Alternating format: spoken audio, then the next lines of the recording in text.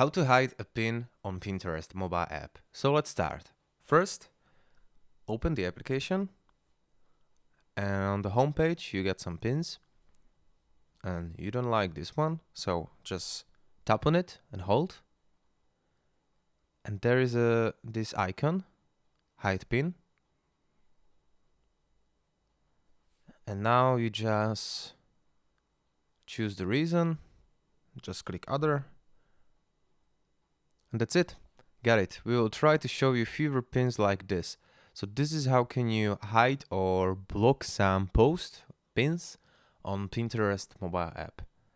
So that's it. This is how can you do it. I'm gonna show you one more time. So if you don't like some content, open the application, and you don't like this content, this type of content, okay? So tap on it, hold, and go hide pin. You can choose a reason, seen pin too many times.